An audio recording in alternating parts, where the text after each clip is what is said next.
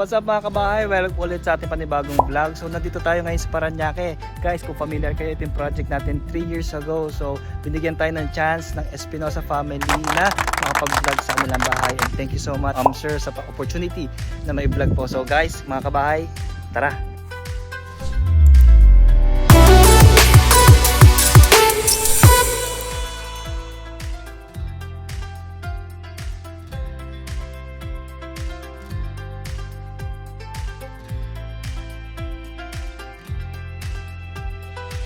Start na tayo mag-vlog, no? So guys, no, ito ay modern design. Makita nyo yung mga panels ng mga salamin natin, no? Napakalaki.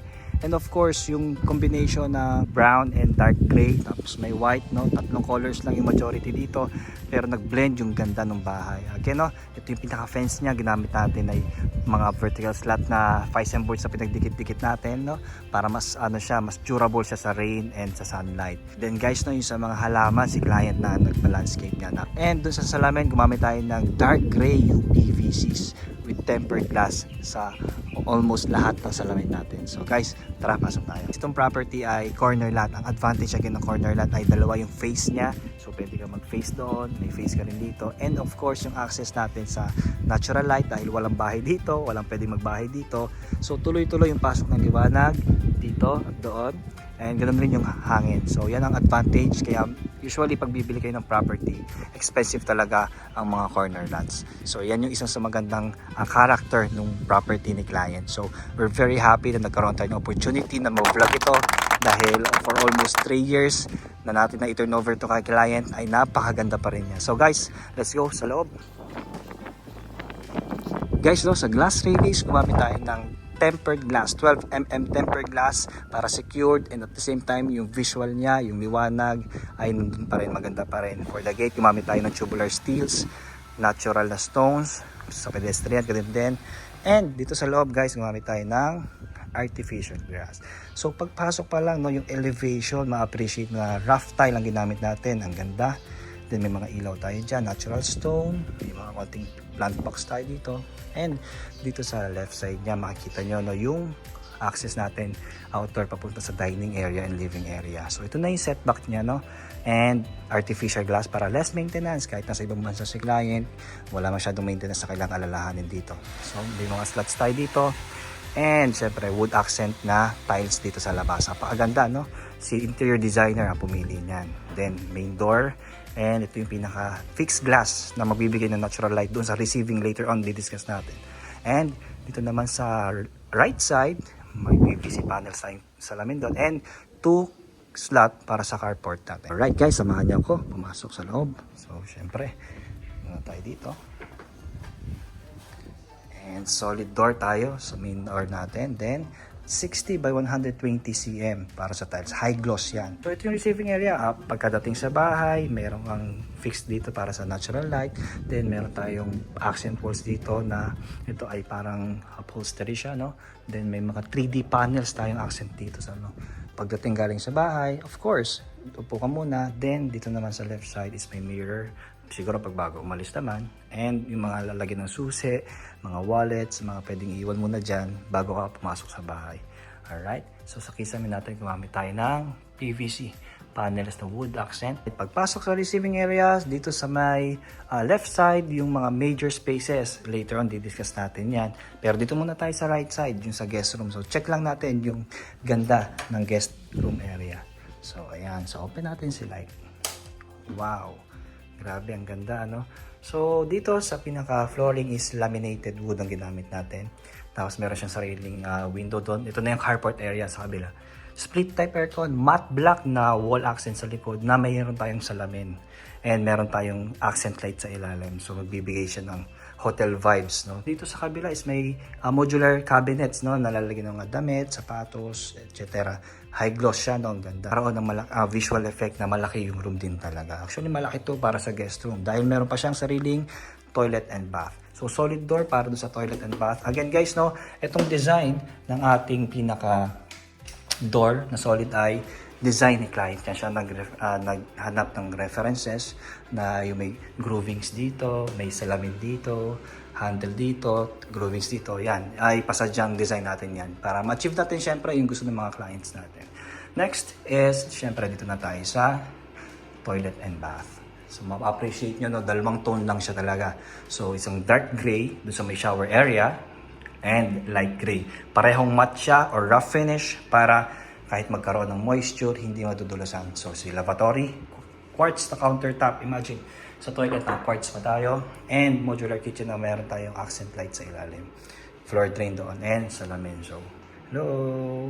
So may mga niche tayo para sa lalagyan ng mga sabon, shampoo, tissues. So sa shower enclosure, tempered glass ang ginamit natin. And meron tayong matte block na pinaka-shower doon. So ang ganda nung ating guest room, toilet, and bath. So tara, lipat tayo sa kabilang space. So ito yung main entry, receiving area, then high gloss, maka-appreciate nyo yung reflection ng buong bahay. Bago tayo pumasok sa 3 major spaces, living, dining, kitchen, dito muna tayo sa ating powder room. So appreciate natin ang ganda ng ating, wow, powder room. Grabe. So ito guys, no, is design ni client. May reference yung sinend sa amin. So medyo diagonal yung pinaka-tiles niya. Then high gloss dun sa wall. Rough finish pa rin tayo sa pinaka-flooring. And light gray ang ginamit natin. And dark gray naman dun sa pinaka-wall, dun sa may water closet. Again guys, ang lavatory, dalawa. Quartz countertop, syempre. And modular cabinets tayo sa ilalim. And meron tayong mga stone na accent sa ilalim na naliliwanagan ng accent light natin para magkaroon ng mas magandang vibes. No? Sa salamin naman, gumamit tayo ng dalawa. So if ever magsabay, no, ng guest natin, pwede maghugas ng sabay yung dalawang users natin. And sa water closet, to digital siya. Pwede siyang i-access by remote. No? So meron tayong accent dito sa likod ng water closet. 60 by 60 na salamin doon para somehow mailabas natin yung amoy at init dito sa loob. So yun ang powder room. So alright, let's go. So syempre, very important ang... So guys, nandito tayo sa stairs area. Ang release niya is tempered glass na 12mm na merong stainless doon sa pinaka-handrail niya. 3 inches thick na solid na kahoy ang ginamit natin for the planks. No? Mahirap hanapin yan. Pero yan ang ginamit natin para syempre mas maging maganda yung pinaka-stairs niya. May stock room tayo sa ilalim ng stairs. Ito yung mga 3D panels. Later on, mas ma-appreciate nyo. Ito si living area. Gumamit tayo ng laminated wood sa flooring.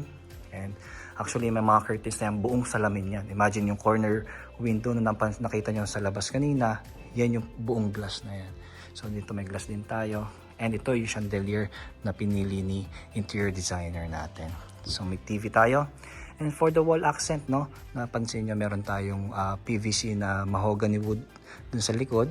And meron tayong mga accent light para magbigay ng parang linear accent dun sa pinaka-wall niya. So may painting na nilagay rin si client doon. Dito naman sa right side ay meron tayong floor-mounted na aircon para ma-accommodate niya yung buong space na to na malamigan siya. No? So ito, tingnan natin yung ganda nung kanyang living area. Guys, ito sa view na to mas ma-appreciate natin yung ating living area. Sobrang ganda. So dito makikita mo na nakatambay ka dito, no, nanood kang TV. Some stairs, yung ganda ng stairs ay nakadagdag pa sa overall na ganda nung pinaka space natin, no, yung salamin niya, yung panels niya, nakita nyo yung from floor to ceiling. Naka 3D panel siya, nakita nyo, ma-appreciate yung ganda niya talaga.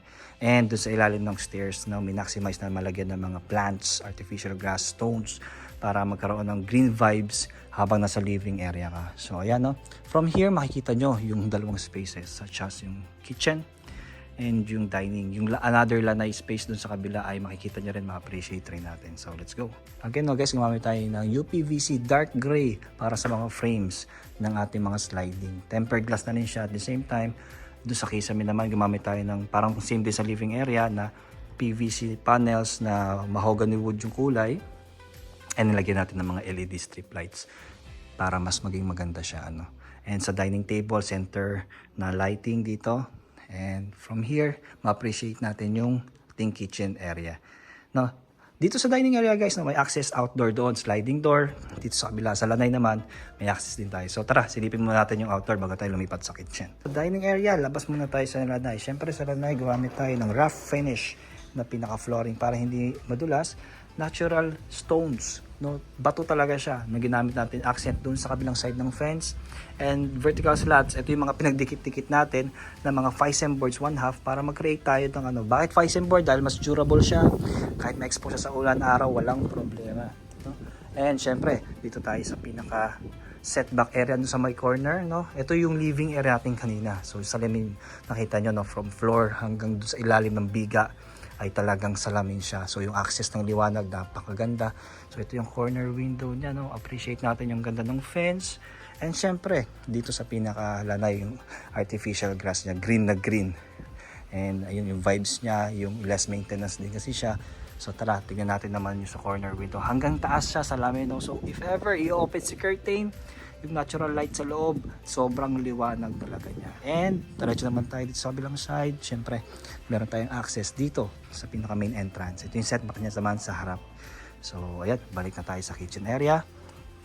Living dito sa pinaka artificial grass. And dito sa ating dining area. So tara, iba naman tayo sa dining area. Guys, dito sa kitchen area, gumamit tayo ito. Napakaganda na island natin.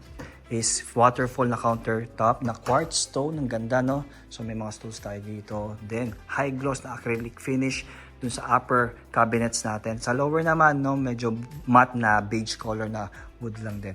And syempre dun sa ating countertop ay quartz stone pa rin. Napakaganda ng pagkaka-design dito sa ating cabinet dahil napaka-light yung colors niya, no? Napaka-lamig sa mata. At the same time, graphic auto tayo sa pinaka-splash natin, no? And may range tayo, and range should doon nakatago, no? And ito yung pinaka-refrigerator natin. Dito naman sa may right side, mapapansin nyo, meron tayong slots dyan, nakahoy. Somehow to divide din yung space ng kitchen and doon sa hallway. And at the same time, nag-serve na rin siya as accent dahil may mga ilaw tayo doon. So sa gabi, no, napakaganda niyan dahil yan ang magliliwanag yung ganda ng pagka-wood niya, ma-appreciate lalo natin. So ito si island natin, hilan siya ba sa island? May mga cabinets din siya sa kabilang side, somehow magsaserve din siya storage area ng mga gamit natin sa kusina. So space na to, no, sa view na to, no, mapa-appreciate nyo na kahit nasa kitchen kayo, no, makikita nyo si dining, lanay, living, and yung stairs. Somehow yan ang ganda talaga ng open plan. Na-appreciate nyo siya lalo dahil lahat ng spaces ay connected sa bawat isa. Yung tiles mapapansin nyo, no?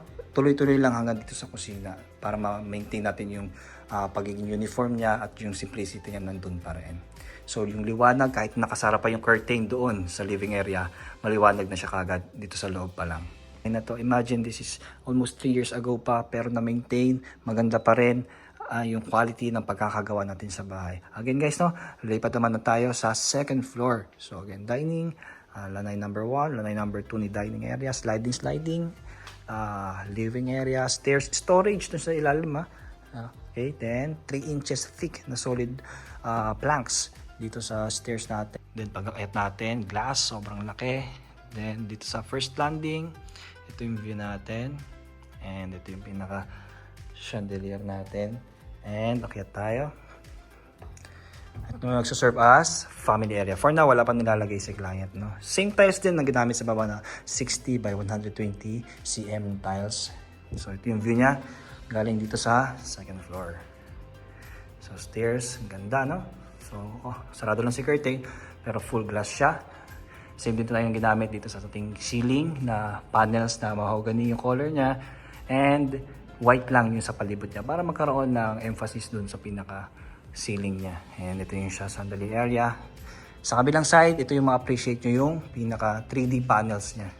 So ayan, ang ganda na si interior designer na pumili niya. Guys, no, meron pa maliit na balcony dito sa kabilang side para ma-feel mo naman syempre yung fresh air din galing sa family area. And yung access niya ay dito rin siya. Papasok din dito. Ayan. Ito naman somehow, no? And guys, appreciate naman natin yung ating switches, no, na ginamit natin is tempered glass na switches. Hindi siya yung typical na mga switches na nabibili lang, no? And malapad din yung kanyang mga switches. So, ang ganda lang. So, tara, lipat tayo sa hallway. Guys, no, isang malawak at maluwag na hallway dito papunta sa mga bedroom. So, ito na yung mga rooms, no? So, again, dito muna tayo sa room number 1. Engineered wood na ginamit natin sa mga rooms. Ito yung bed, salamin, And yung modular niya, connected doon yung study table. Ang galing, di ba? So, may mga drawers na rin yan dyan sa part na yan. So, may natural light pa siya doon. Supported ng mga vertical slats para may privacy pa rin yung kids na gagamit dito. No? So, may salamin yung isang panel. The rest is matte gray. Tsaka mga woodworks lang. Vertical slats dun sa pinakalikod, no? So, meron tayong ceiling fan. So, may aircon naman. And at the same time, may ceiling fan pa rin pag hindi naman necessary kailangan buksan si aircon. So, yung door natin solid pa rin, no? And syempre, hindi pa naman tayo sa ating room number 2. Actually, same layout lang sila, no? So, walang pinagkaiba halos. Ito lang ay nawalan syempre ng parang pinaka window doon. Pero almost same layout lang siya. So, ayan. Again, guys, no, lipat naman tayo dito sa pinaka common toilet and bath natin. So makikita nyo, no, dalawang tone lang agad ang kinuha natin, dalawang colors lang. It's yung dark gray and yung light gray. So parehong matte siya, rough finish para hindi madulas kahit may moisture. So mapapansin yung shower na ginamit natin doon, no? Napakaganda rin. Mapapansin yung ihangin doon, no? So moment na i-open nyo na yung lights, automatically mag-open na rin yung kanyang pinaka-exhaust fan. So doon sa pinaka-lavatory, quartz countertop, modular cabinets, then may lighting tayo sa ilalim. Water closet na napakaganda, may visual tayo doon. And may konting bintana tayo doon para rin sa init tsaka sa amoy ay lumabas doon. So ito, yun sa common toilet and bath natin sa second floor para sa mga kids. Siyempre, pinakamaganda at pinakamalaki room ay siyempre master's bedroom. So digital lock. Ito ay solid door pa rin, napakaganda. And upon entry guys, so engineered wood ang sasalubong sa atin. And parang may sarili silang receiving area. Napakaganda. Cabinets. Actually, upuan yan. Pwede dyan ilagay yung shoes, mga collections. Vertical slats na mayroon tayong accent lighting doon na may sariling mirror din siya dito. Hello! So, dito sa left side guys, no, meron tayong walk-in closet. No, yung isa ay mirror, yung isa ay frosted glass. Itong mirror, pero syempre, pag gagamit ka, somehow yung full body mo, yung damit mo sa buong katawan ay makikita rin. And storage rin sa baba, storage sa taas. So meron tayong natural lighting doon, may ilaw din tayo, split type aircon para somehow kahit nagbibihis ka, hindi naman mainit din dito. Engineered wood pa rin is nag-flow from walk-in closet, receiving area papunta ngayon dito sa ating master's bedroom.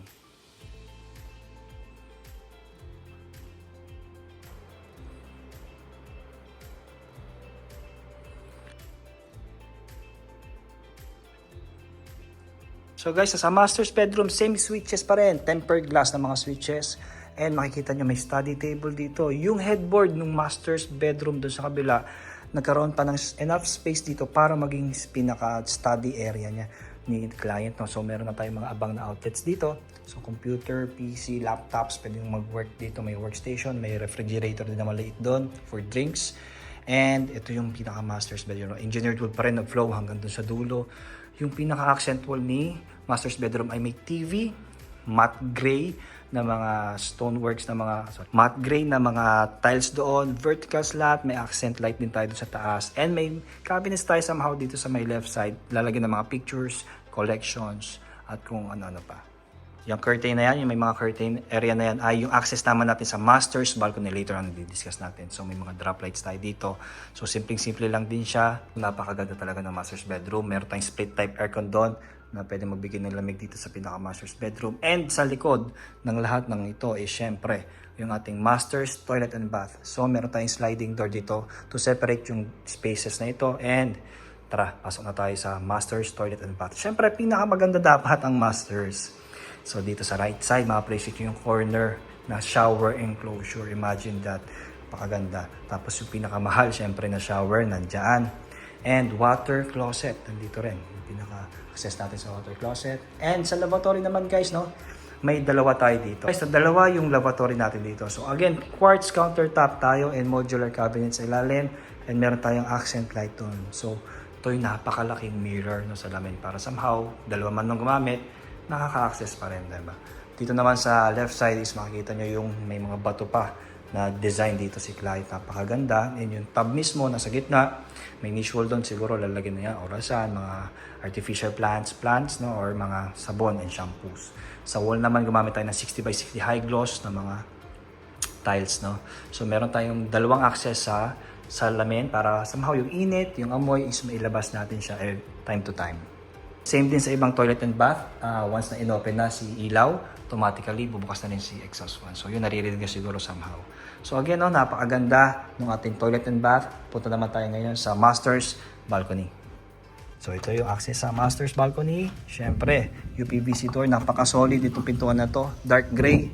Talagang ano. So meron tayong 12mm na pinaka glass railings. From here, makikita nyo na yung outdoor. Dito, yun. Doon na tayo pumasok.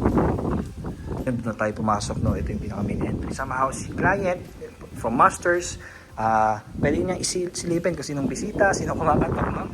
So, rough tile syempre sa flooring para hindi madulas every time na umuulan. Then, natural stones dito sa pinaka-walaksan. Ito yung makikita nyo dun sa labas. Ipoproject ko dito kung itsura nitong part na to dun sa pinakalabas na. So, natural stone siya, hindi siya yung parang tiles lang.